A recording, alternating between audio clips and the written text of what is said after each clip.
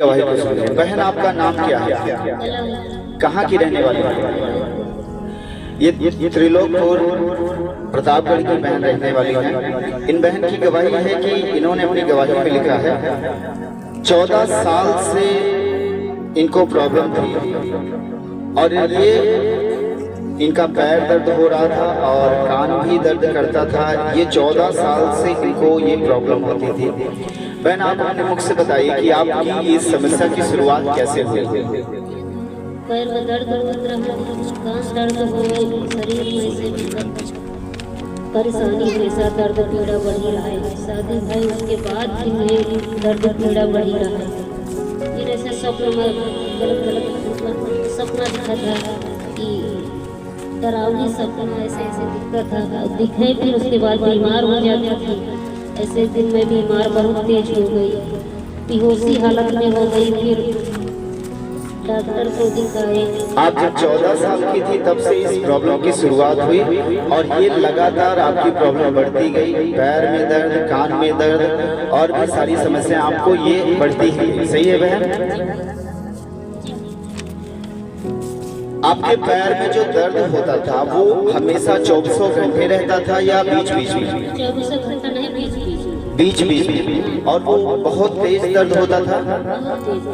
क्या जब दवा लेने जाते आप डॉक्टर के पास गए इसके लिए, दवा लेने के लिए? दवा लेते आराम नहीं होता था। ये डॉक्टर के पास जाती थी, दवा लेती थी और उससे भी आराम नहीं होता था। इनके पैर में दर्द बीच बीच में जब होता था तो बहुत ज्यादा दर्द होता था। और आपने लिखा है कि आपके कान में भी प्रॉब्लम थी। कान में क्या दिक्कत होती थी? कोई बात कान साफ कराई थी, आवाज नहीं। ये 14 साल की उम्र से आपको होने लगा ये चीज? आपका ये कान में जो दर्द होता था ये भी हमेशा होता था या बीच बीच में? कभी कभी मतलब 2 महीना हुआ था तो कान साफ कराई डॉक्टर से, वो सही हो गया था। वो डॉक्टर के द्वारा जब आपने कान को सफाई कराया तब सही हो गया था। उसके बाद कान में प्रॉब्लम नहीं थी। आपके पैर की प्रॉब्लम क्या फिर थी जो डॉक्टर के द्वारा या दवा के द्वारा वो खत्म हुई या पैर में प्रॉब्लम बनी रही थी? पैर दर्द करता था। शादी के बाद पैर में जलन दर्द ये सब बना रहा था। अच्छा, फिर आपकी उम्र हुई और फिर उसके बाद आपकी शादी हुई और आपने लिखा कि शादी के बाद आपके ये और भी ज्यादा प्रॉब्लम बढ़ गई। सपना ऐसे होता था। जैसे कि आपने लिखा दुष्ट आत्माओं के अटैक होने लगे जिसकी वजह से आपको सिर में दर्द बना रहता था, बुखार भी आ जाता था, आपके मन में बहुत सारे गलत गलत विचार आते थे और आपको जलन रहती थी, उलझन रहती थी, ऐसे तमाम प्रकार की प्रॉब्लम होती थी। आप अपने मुख से बताइए क्या क्या होता था, कैसे कैसे आप उस समय आप गुजरते थे? बताइए अपनी प्रॉब्लम को खुल के बताइए। सुबह हुआ तो बीमार हो जाए, सिर में दर्द, पैर में दर्द। रात को आपको स्वप्न दिखता था, फिर आप सुबह उठते थे तो आप बीमार हो जाते थे। चिड़चिड़ापन, हमेशा उलझन, घबराहट ऐसे लगा। इसके लिए आप दवा लेने गए, डॉक्टरों के पास गए, दवा लिया, लेकिन वहाँ से कोई आराम नहीं मिला। आपने लिखा कि आप 4 से 5 तांत्रिकों के पास भी आप अपने आप को दिखाने के लिए ले गए। क्या बोलते थे तांत्रिक लोग आपको? दुष्ट आत्माएं हैं, फिर भी सब कुछ दिया करते थे आराम। वो बलिदान की वस्तुएं मांगते थे आपसे और बलिदान की वस्तुओं को मांगने के बाद आप आपको देते भी थे, लेकिन उनसे कोई आराम नहीं मिला आपको। आप खुद बताइए कितने तांत्रिकों के पास आप गए?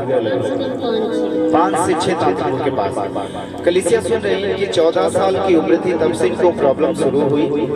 पहले तो पैर में दर्द होना शुरू हुआ, फिर कान में प्रॉब्लम और फिर जैसे जैसे इनकी उम्र बढ़ती गई फिर इनकी शादी हुई। शादी होने के बाद इनके अटैक और भी बढ़ गए। इनको रात को स्वप्न दिखता और स्वप्न दिखने के बाद फिर इनकी सुबह जब उठती सोकर तो इनकी तबीयत और भी ज़्यादा खराब हो जाती थी, जैसे सर में दर्द होना, उलझन, घबराहट, बुखार आ जाना।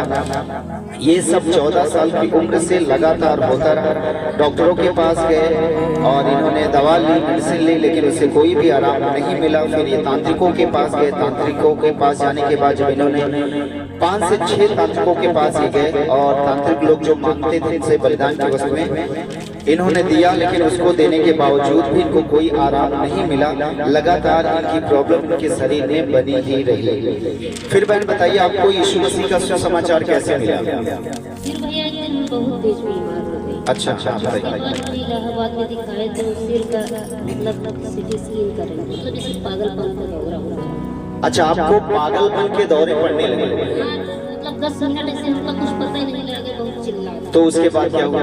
उसके बाद मैंने इलाहाबाद में दिखाया डॉक्टर का, तो सिटी स्कैन सिर पे कराए तो बोले कि गांठ है, अपनी दवा कराई तो ये सब तो आराम हो गया, पर हाथ हमारा नहीं आराम होता रहा, हाथ बहुत पटके रही थी, दर्द नहीं आराम हो रहा, दवा खाई फिर भी ना आराम हो। उसके बाद फिर प्रभु सुसमाचार एक बहन बताया, किसी बहन ने फिर आपको सुसमाचार बताया, यीशु मसीह के बारे में बताया और आप विश्वास करके चर्च में आने लगे। बहन आप बताइए, आप चर्च कितने दिन से आ रहे हैं?